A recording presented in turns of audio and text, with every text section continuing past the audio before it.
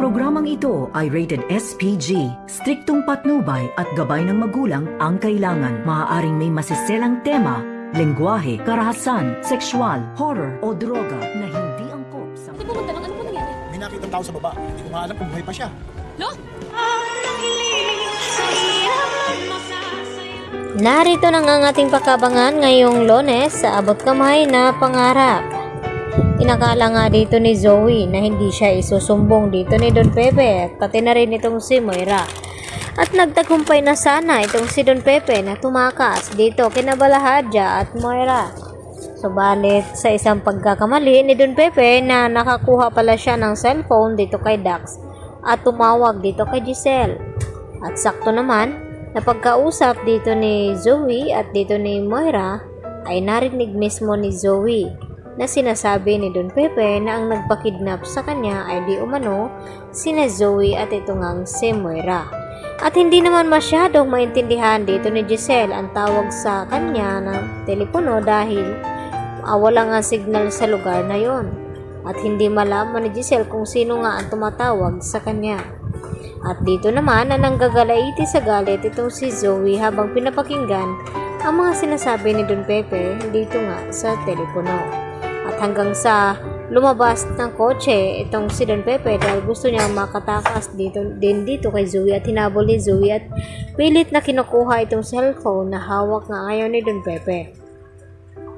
At sa hindi inasahan ay hindi sinasadya ni Zoe na maitulak ni Zoe itong si Don Pepe dito naman sa tulay kaya nahulog ito padaos-os sa baba. Kaya agad na nakonsensya itong si Zoe at hindi niya malaman kung buhay pa ba o patay na itong kanyang Lolo Pepe. Kaya hindi niya makaya ang sitwasyon na ito. Kaya agad na tumawag siya dito kay Carlos at ipinaalam na umiiyak itong si Zoe at nagtanong ito si Carlos na kung ano ang nangyari dito kay Zoe. At ang sagot nga dito ni Zoe na hindi daw niya ito sinasadya na maitulak niya sa bangin itong kanyang Lolo Pepe.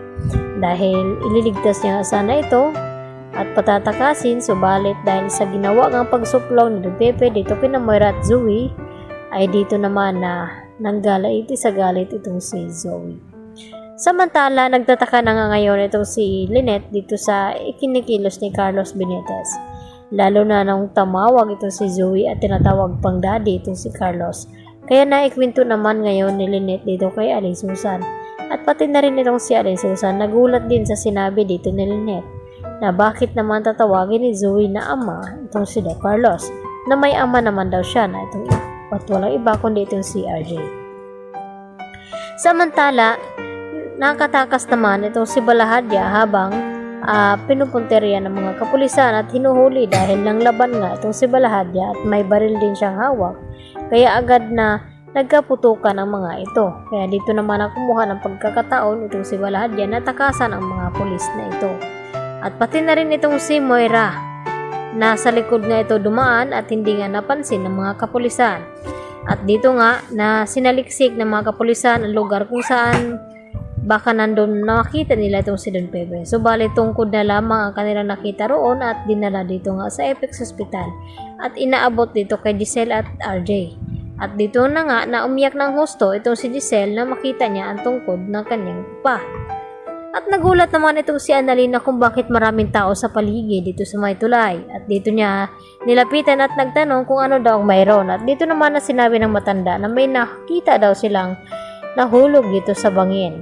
At hindi niya sure kung buhay o patay na ba daw ang matandang ito. At na pagtanto ni Annalyn nang lumapit ito kung sino ay dito naman yan na tinatawag na lolo itong nakasakay na nga sa rescue area.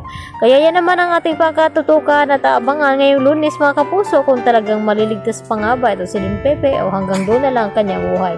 Yan lang po at maraming salamat sa inyong panonood. Bye-bye!